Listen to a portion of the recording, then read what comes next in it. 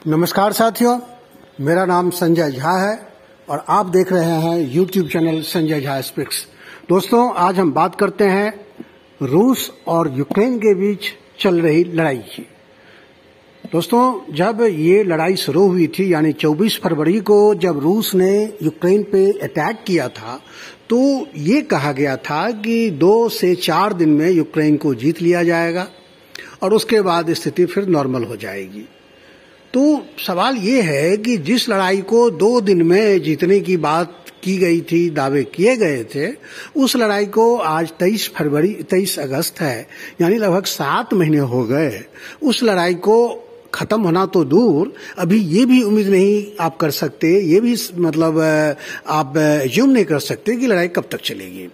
तो ऐसे में 2 सवाल उठते हैं कि 2 दिन की जो लड़ाई थी वो 7 महीने हो गए, तो इस लड़ाई में क्या कोई नुकसान नहीं हुआ किसी का और कोई थक नहीं रहा है।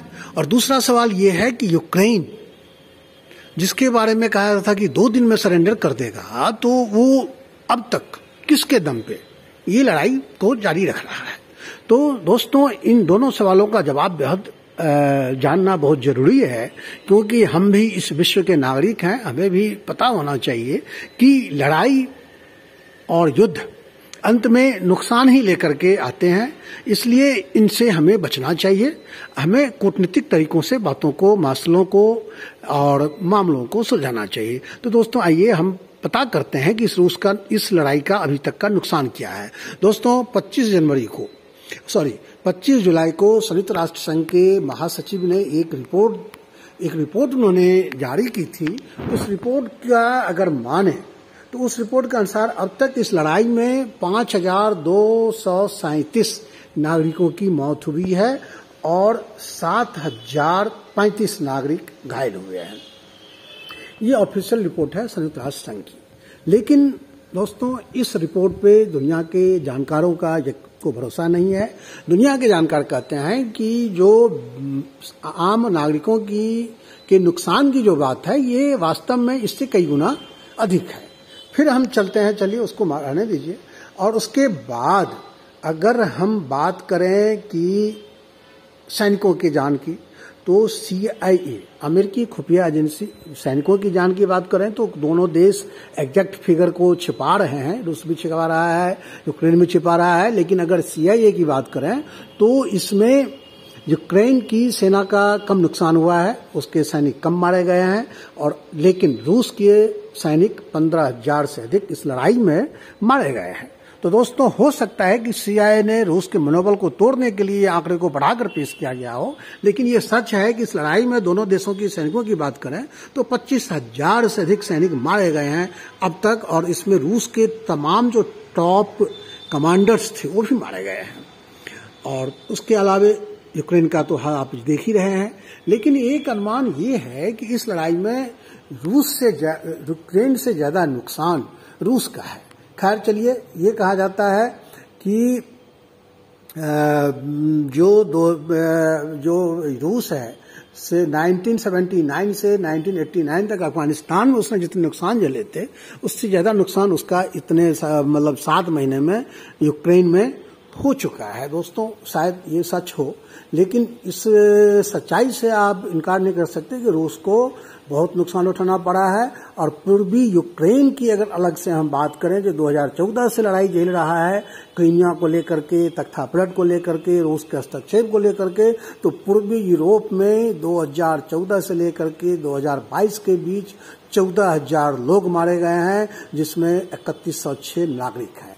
तो ये दोस्तों हुआ इंसानी जान का नुकसान। और उसके अलावे अगर हम विस्थापन की बात करें तो यूक्रेन की जो 4 करोड़ से अधिक आबादी है, उसकी 1/3 आबादी यानी लगभग 1 करोड़ से ज्यादा, मतलब 1.25 करोड़ की से ज्यादा की जनसंख्या जो है वो पलायन कर चुकी है, विभिन्न देशों में जा चुकी है। और वो जो विभिन्न देश हैं वो आपका रूस भी है, पोलैंड भी है, जर्मनी भी है, जो उसके निकटवर्ती देश हैं।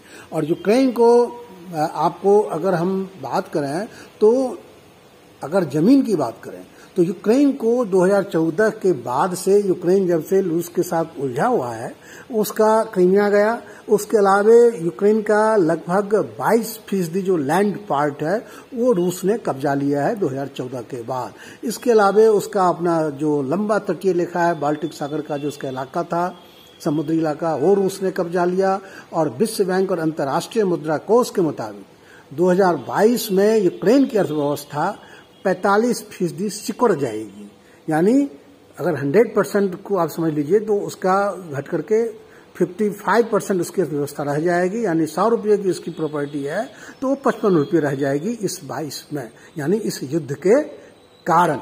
तो ये बड़ा नुकसान है। वास्तव में युद्ध में कितना नुकसान होगा वैसे तो कहना मुश्किल है, लेकिन ये मोटा मोटा ये एक जो है अनुमान है। और यूक्रेन के जो प्रधानमंत्री हैं डेनिस शेमिहाल, इन्होंने कहा है कि यूक्रेन इस युद्ध के बाद यूक्रेन को उबरने में, पुनर्निर्माण में $750 बिलियन खर्चा आएगा।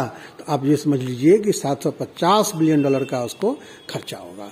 और युद्ध अगर हम यूक्रेन का नुकसान हुआ है तो रूस का ज्यादा नुकसान हुआ है। ये विशेषज्ञ कहते हैं नुकसान ये है कि कहा जा रहा है कि लगभग 1.5 लाख करोड़ रुपया डेली रूस इस ये को क्या नाम है, इस युद्ध को करने में खर्चा कर रहा है। उसके बाद उसकी अर्थव्यवस्था जो है, जो युद्ध से पहले 1.8 ट्रिलियन डॉलर की थी, वो अर्थव्यवस्था, उस अर्थव्यवस्था में 4 से 6% का नुकसान होगा, 406% कम हो जाएगा। और इसमें 8 से 10% लगाया गया था। हालांकि अप्रैल में ये कहा गया था कि 8 से 10% इसकी अर्थव्यवस्था कम हो जाएगी, लेकिन अब कहा जा रहा है कि नहीं, 4 से 6% तक इसकी अर्थव्यवस्था छोटी होगी। 1.8 ट्रिलियन डॉलर इकोनॉमी की इसलिए आज से।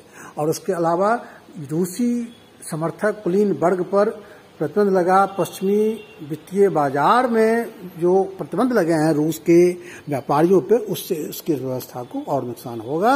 और कहा जा रहा है कि 1917 की बोल्शेविक क्रांति के बाद पहली बार रूस को फॉरेन बॉन्ड्स में कमी देखने को मिली है। ये बहुत बड़ा असर है। और कीमतों पर असर, जैसा कि आप जानते हैं, गेहूं की कीमत, खाद्य तेलों की कीमत, उसके बाद धातुओं की कीमत, ईंधन की कीमत लगातार बेतहाशा बढ़ती जा रही है।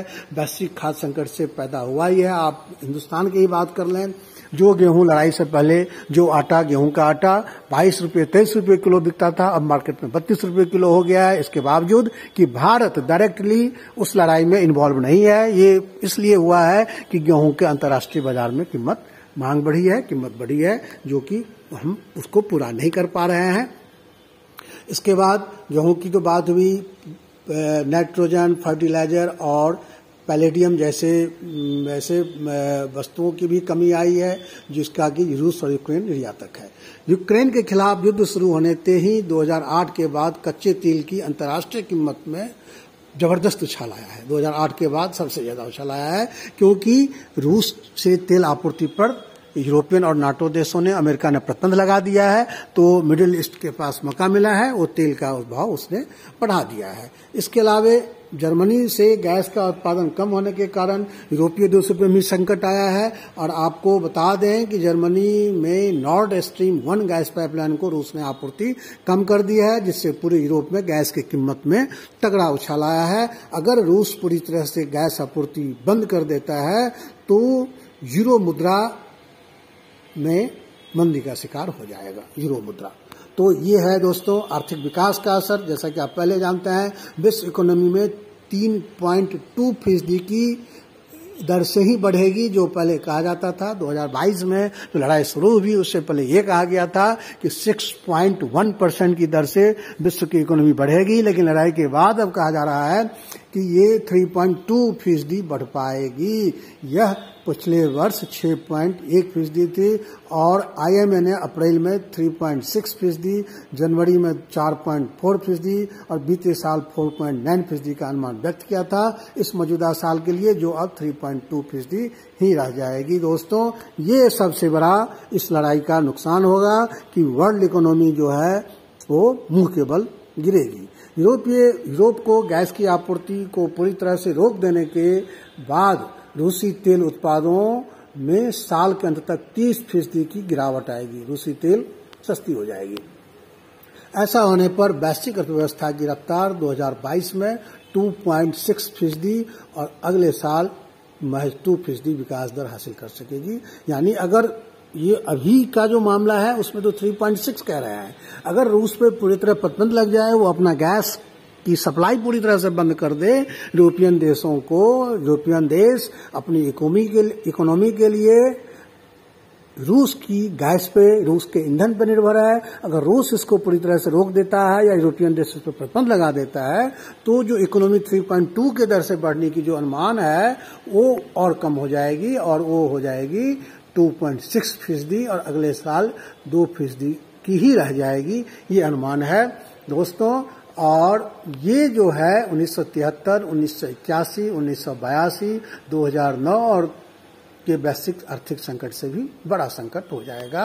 ये इस लड़ाई का आउटपुट होगा और अमेरिका जैसे देश भी इसकी चपेट में आएगा। अमेरिका तो इस साल 2.3% और 2023 में 1% के विकास दर का अनुमान जता रहा है अगर ये लड़ाई चलती रही। चीन पर भी इसका असर पड़ेगा। चीन की जीडीपी विकास दर 4.4% बढ़ने का अनुमान था, जो अब 3.3% की दर पर पहुंच चुकी है, ऐसा कहा जाता है। रूस यूक्रेन युद्ध के बाद यूरोप संघ के 27 सदस्य देशों की जीडीपी विकास दर इस साल 2.7% रहने के और अगले साल 1.5% रहने का अनुमान जताया जा रहा है। इससे पहले इस साल के लिए यह अनुमान 4.0% था और अगले साल के लिए 2.8%। और दोस्तों इस बीच में आर्थिक विकास की गति भले ही धीमी हुई हो, लेकिन रूस को हथियार बेच करके देशों ने खूब कमाए हैं। अमेरिका ने 24 फरवरी को यूक्रेन पर रूसी हमले के बाद अमेरिका ने $7.6 बिलियन की सुरक्षा मदद यूक्रेन को दी है। इसमें sting aircraft, missile, Javelin anti armour system, 150 millimetre की हवित्जर तोप आदि शामिल है। और इसके तहत ब्रिटेन ने इसी यूक्रेन युद्ध में ब्रिटेन ने 2.3 मिलियन पाउंड की रूसी मदद इसको दी है यूक्रेन को, और यूरोपियन संघ ने 2.5 बिलियन यूरो सैन्य की मदद यूक्रेन को दी है। दोस्तों ये है इस युद्ध का आउटपुट। अब दूसरा सवाल ये है कि इतना कुछ होने के बाद भी रूस के सामने यूक्रेन अब तक क्यों टिका हुआ है दोस्तों? तो इसका एक कारण ये है कि भले ही अमेरिका, यूरोपियन देश, यूरोपियन कंट्री और नेटो यूक्रेन के साथ खुल करके सामने नहीं आए हैं, लेकिन अंदर खाने सब मदद कर रहे हैं। अमेरिका, ब्रिटेन और यूरोप का तो हमने, और अमेरिका और ब्रिटेन का तो हमने आपको बता ही दिया।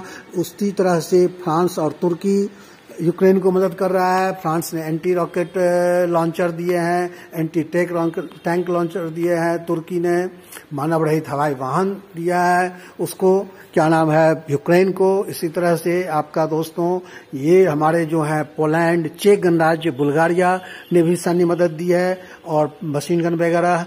और उसके अलावे लिथुआनिया जो यूक्रेन का पड़ोसी देश है, उसने भी 2016 में लिथुआनिया ने यूक्रेन को 150 टन की सैन्य आपूर्ति की थी। और उसके बाद लिथुआनिया ने यूक्रेन को असॉल्ट राइफल दी थी। 2017 से 2019 में भी लिथुआनिया ने यूक्रेन को गोला बारूद दी थी। 2022 में लिथुआनिया ने यूक्रेन को थर्मल इमेजिंग मॉनिटरिंग उपकरण के अलावा मल्टीपल लॉन्च रॉकेट सिस्टम भी दिए हैं दोस्तों। तो ये जो सारे देश हैं ये यूक्रेन को मदद पहुंचा रहे हैं। और आपको पता है अमेरिका सबसे बड़ा जंगी सहयोगी है। और इतना ही नहीं, ये भी तय है कि युद्ध आज नहीं तो कल समाप्त होगा। उसके बाद यूक्रेन को फिर से खड़ा करने के लिए ये सारे देश, अमीर देश इकट्ठे हो जाएंगे। जैसा कि $750 अरब का अनुमान लगाया है यूक्रेन को रिस्टोर करने में होगा, तो ये सारे देश मिलकर यूक्रेन को मदद करेंगे। लेकिन अगर इस लड़ाई में रूस की हार होती है तो उसको बहुत नुकसान उठाना पड़ेगा। और जैसा कि मैंने पहले कहा था कि उसको चीन का छोटा भाई, जूनियर पार्टनर बनकर के वह रह जाएगा, जैसा कि कुछ मैगजीन्स ने, इंटरनेशनल मैगजीन ने जो आशंका जताई है दोस्तों। इसलिए ये रूस और अमेरिका और चीन, दोस्तों अमेरिका और चीन दोनों चाहते हैं कि रूस इस लड़ाई में उलझा रहे। रूस इस लड़ाई में उलझा रहेगा तो कमजोर होगा, और कमजोर होगा तो इसका डायरेक्ट फायदा अमेरिका को होगा, क्योंकि जो बार बार पुतिन जो बार बार धमकी देते हैं, अपने पावर का इस्तेमाल करते हुए पावर का इस्तेमाल करने की धमकी देते हैं, वो उनका कम होगा। और दूसरी तरफ चीन जो अपने आप को रूस को विस्थापित करके नंबर 2 बनना चाह रहा है, उसको मौका मिलेगा। तो ये दोनों देश एक तरह से चीन को उकसा रहे हैं। चीन मदद करके रूस को उकसा रहा है, अमेरिका उसका विरोध करके उकसा रहा है। दोस्तों, रूस हमारा स्वाभाविक दोस्त रहा है, तो हम उम्मीद करेंगे और भारत सरकार से भी मतलब हम ये भी चाहेंगे कि भारत सरकार किसी तरह से इस युद्ध को रुकवाने में रूस को कन्विंस करे और युद्ध को रुकवाए। दोस्तों, ये वीडियो थोड़ा लंबा हुआ होगा, इसको स्क्रीनशॉट्स हम डाल रहे हैं ताकि आप आसानी से चीज़ों को समझ सकें। कुछ फोटोग्राफ्स डाल रहे हैं, कुछ न्यूज आइटम्स के स्क्रीनशॉट्स डाल रहे हैं। दोस्तों, फिर भी ये वीडियो थोड़ा लंबा होगा, लेकिन आपको ये सब समझना जरूरी था और हमने ये आपके लिए स्पेशल अलग से वीडियो बनाया है।